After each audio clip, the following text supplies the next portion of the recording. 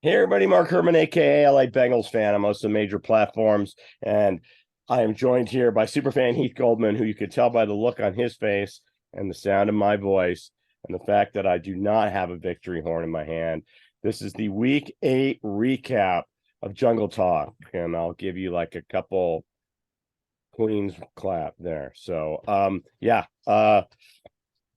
I could tell you is it's Halloween, and couldn't get That any. was scary. That was scary. That was scary. I have notes. I have halftime stats. I didn't print out the final game stats. It doesn't really matter. But this was just a terrible performance. You know, the last time we were played on Halloween on Monday night was against the Miami Dolphins, and we lost. So, um, I don't know, means anything, but that was it. We now are, and Burrow still hasn't beaten the Browns. So just it was one of those games, the first half. Let's go through some of this stuff because I think this is very therapeutic. I know that you did the recap with me after the Super Bowl. And even though that was coming off a loss, it was still when we were at the Super Bowl, you and I are both at the game. But this is your first video without on a just a disappointing loss like this. And this can be very therapeutic. So I know I feel better after I film these. I think some of our viewers feel better after they watch some people vent and kind of talk it out. And that's what we're going to do here. So, we had our opportunities early on in this game. We had field position for our first three possessions. And I know that Myles Garrett tipped a pass that was intercepted, but we had two more possessions right after that where we took the ball at midfield. We had the interception from Von Bell on that gimmick play that we didn't fall for. We had possessions where we were one first down away from getting in the money mac range, or at least we would get some points. And we failed to do it on any of them. Now, I know Money Mac missed. I know Shooter McPherson, whatever you want to call him, missed kicks today. But that the game's different if we just get out to a 3-0, 6-0. You just get points on the board. So it kind of was like we couldn't get out of our own way. This was, hands down, a team loss. And we'll go through all the different categories. But that was, we had our chances in the first half, didn't take advantage. I'll go back and take a look at both of those snaps that McPherson missed. They were both high. The one of the field goal, I looked at it, I'm like, I think that was high, and I told you, and it was. And the one for the extra point was really high, and he got the ball down, but it just threw up the timing. And we know that after the Pittsburgh game, that's exactly what happens if he doesn't get the right snap and the right timing. Yeah, we both play golf, and you understand it's a timing thing when you're approaching the ball, and so you could just see him just kind of, wasn't a slice, but it just fades right and misses the upright.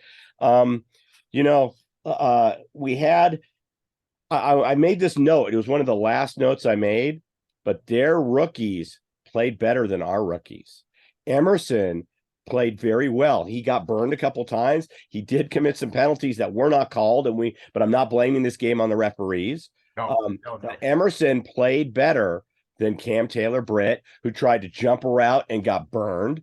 And then with the injury to Awuzie, which we're going to get into, that was a really big thing. And I said that to you when we talked earlier. I said, if we lose Awuzie, that's a big thing. That's our shutdown corner. But Britt coming in, or Dax Hill coming in for basically his first real defensive action, he didn't look ready. I mean, there's a reason. But Twitter's been very harsh with these fans who have been saying, "Where's Dax Hill? Why aren't we playing Cam Taylor-Britt?" Well, we gave, they both got starting time today, and they did not deliver. Yet their seventh round defensive lineman, basically burns Jonah Williams and gets a sack.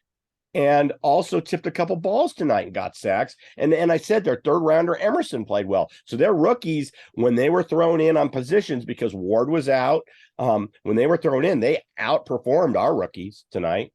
So outperformed our starters too. Yeah. So when everybody's yelling about getting these rookies on the field, the coaches know more than us. Dax Hill did look like he was ready to be on the field tonight. So I've said it all along, and I know you keep telling me, in Pollock we trust, But I got to tell you, this line is just not very good. I mean, Jonah Williams was a first-round draft pick. At some point, you either have to understand that he is your left tackle for the future, or you have to cut bait. And I got to tell you, he is not very good. No, I mean, I know Myles Garrett is one of the best ones in the NFL, but I mean, it just beat him all day long. At some point, we have to get some help. This coaching staff just continues to dismay me every single week. I don't know. Well, this was one game. We're 4-4. We're one game out of first place. We had won, 3 of our last 4. So, or 4 of our last, 3 of our last 4, or 4 of the last 5. Whatever it is, but this is one game. So, but Jonah Hill, I have here in my notes, Jonah Hill had a very rough first half. Jonah Williams. Jonah Williams had a very rough first half. Jonah Hill might have too. We don't know what he was, smoking during the show. So, we don't know what but yes, Jonah Williams, you know what? There was one play where they had given him Perrine to double up on Garrett, and Garrett beats them both. And I attributed that more to the two, Perrine and Williams, not communicating well enough. Because if you got 2 guys, you should be able to hold him back. When they're dedicated to him. This wasn't like he came in for the chip block, but the one where he lost to Thomas and got the solo sack on Burrow's blindside, he did not have a good game. So, this was every facet of the game. Let me give you a little examples, okay? Pratt almost has a sack on Brissett. We send the house. Pratt almost has a sack on Brissett, but he misses, and Brissett gets the ball off. And what happens? Awuzie gets hurt breaking up the play, and we lost Awuzie for the rest of the game. It was just little things like that the whole game. Missing. It was 8-0. We get downfield. We're close to the end of the half, and McPherson misses the field goal. It was just continued little things. Michael Thomas, we had a chance to convert a 3rd down and keep a drive going. Michael Thomas dropped it. We had a chance coming out. First possession of the second half. The 3rd down play to Mixon, and he drops an easy pass that would have been an easy first down. Now we don't go 3 and out on our first possession. It's just a series, and like Pratt missing that. Hopefully Awuzie is not something serious. But you called me at halftime, and I said Awuzie is a big thing if he's not out, because that put Flowers on Cooper, and that led to 2 touchdowns. Even one where Flowers came out and we knew Flowers had one-on-one with Cooper from the beginning. He knew what the play was, and he still couldn't stop it. So huge disappointment tonight.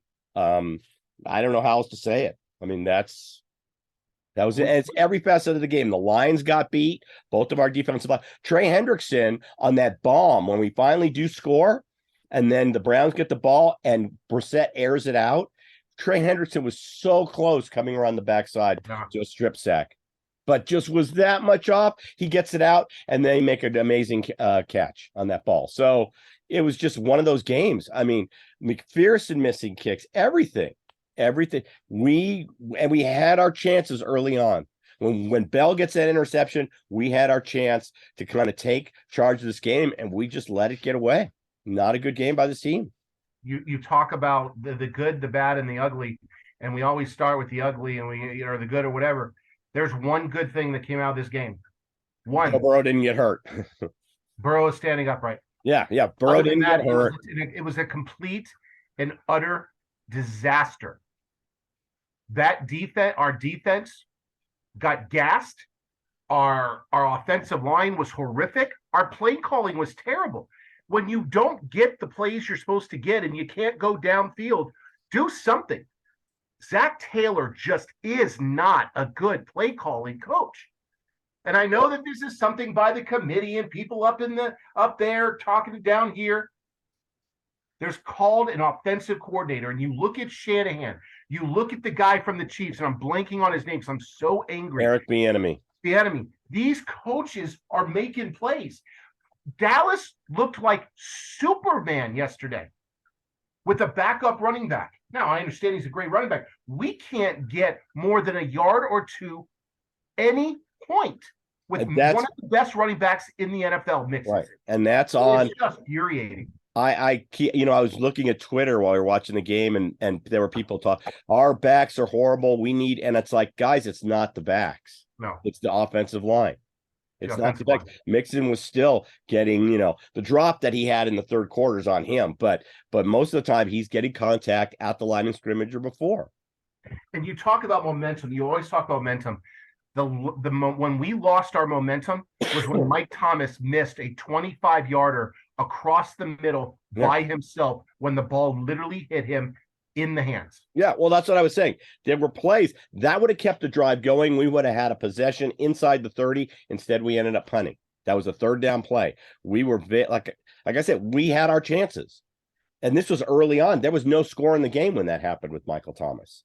So it was just one of those games where we did everything wrong, and it could have changed with just little things like Pratt getting to Brissett on that one play. We don't lose to Awuzie. That takes 2 touchdowns off the board. I mean, we have our cover corner on Cooper. So that changed everything. So it's just little things, and it was a terribly frustrating game to watch. And then you obviously expected more in the second half, but the injuries, it was how many guys can you lose on the defense? So we didn't have Apple. If Apple had been active, we made a decision to start Cam Taylor-Britt today. That's fine. If Awuzie gets hurt, we usually will have Apple to come in. Apple was going to be better than Dax Hill. We know that. I mean, Dax Hill, like I said, didn't look like he was ready for it. And so I'm not saying he's not going to emerge to be a great player, but he's not ready. That's why. But we ended up putting him in at the corner spot. I mean, that's really not his position. I mean, we know that he's probably a safety in this league too. So, it's a different mindset. It's a different skill set. I agree. Too. But I apologize. At the end of the day, I'm hoarse because I'm getting over something from last week. So the game was out of hand at that point when Dax Hill came in the game anyways. I mean, it was just, I don't know. It's just, I get it, but I'm still watching the player. These are live snaps where we get to see the player put something on film, and he didn't exactly put stuff on film where you were like going, wow, why haven't we been starting him all year? He put plays on film that showed he's not ready. That's why he hasn't been out on the field. So what I really want to know, and you couldn't watch it because we just didn't get a lot of chances to throw, but T. Higgins made a great play, but that was when the game was completely out of line. He had 2 receptions for 8 yards before that. Yeah, that was. You want to be a number 1 receiver? Step up. Well, I'm not blaming Higgins on this. I think that we were taking the underneath stuff, and then Burrow was taking a lot of pressure, and he stopped looking downfield. I mean, there was that one play where he gets out of the pocket and he ends up that's the strip sack fumble. He's gonna connect over the middle on a big play, and the ball's stripped away from him. So it got to the point to where, because you saw when he threw up the 50-50 ball with Higgins there, Higgins won. And we should have done more of that. When I saw that, I thought, why aren't we? Maybe we get the penalty, maybe something else. I mean, it couldn't be worse than what was going on. And that needed to happen earlier and often. And I think with the pressure Burrow was under, he just started, settling for the underneath. So, but it was like, you look at everything. You look at Hubert's first 2 punts. You were talking about the long snapper. I don't know if it was anything, but Hubert's first 2 punts were terrible. Then he's punting.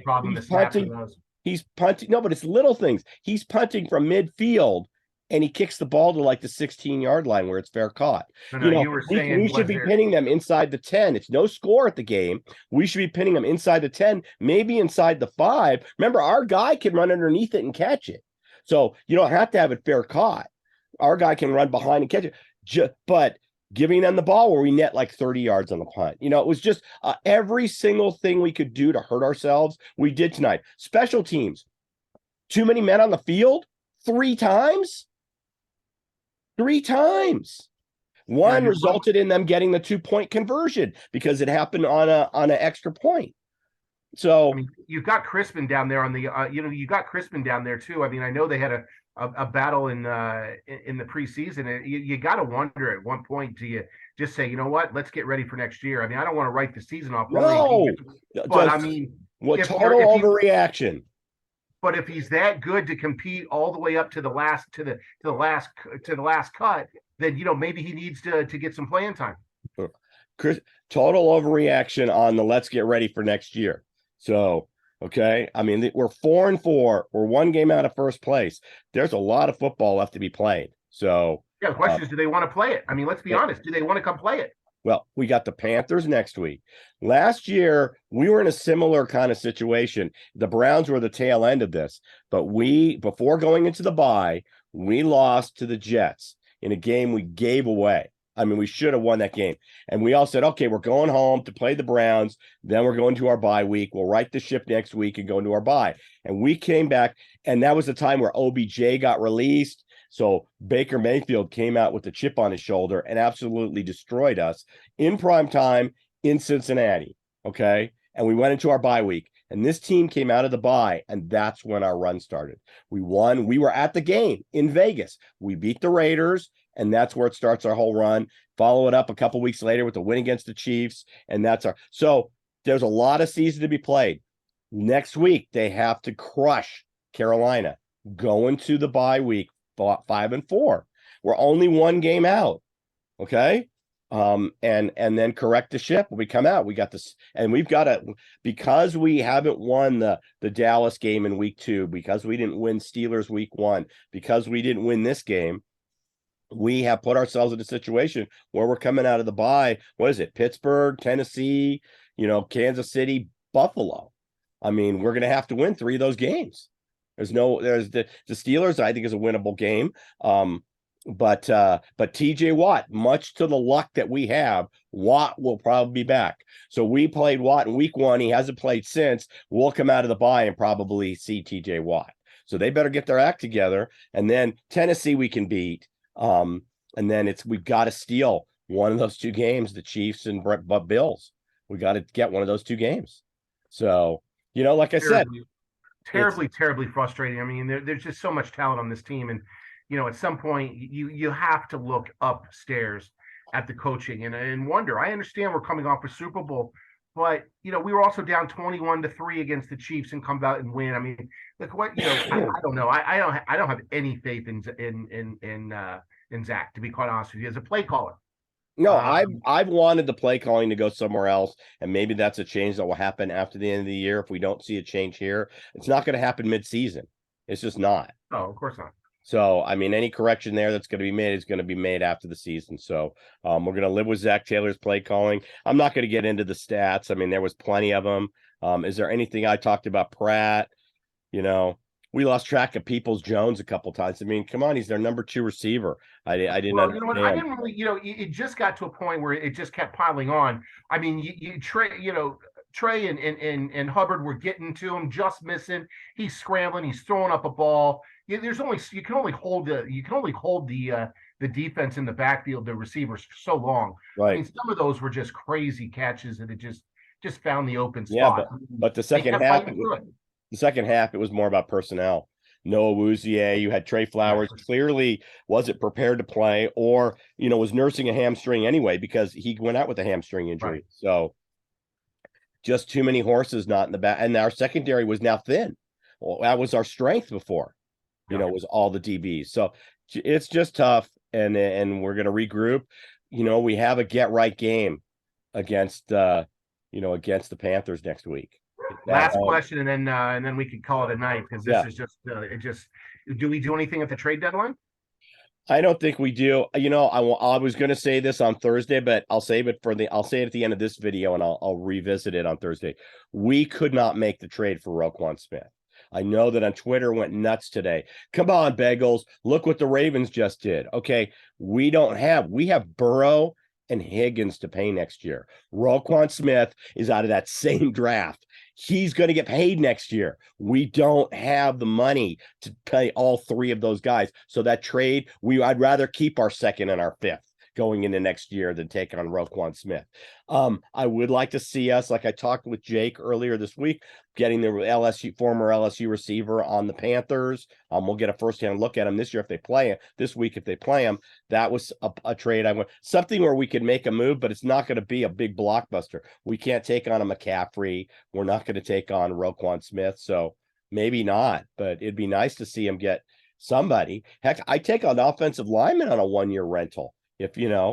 But I just don't see I just don't see the right player out there for us. That's all. So it'd be nice to with defensive linemen on. There's a couple of them on Washington, but Washington's now back in the mix. That's the other thing is teams we thought that might be trade partners aren't trade partners anymore.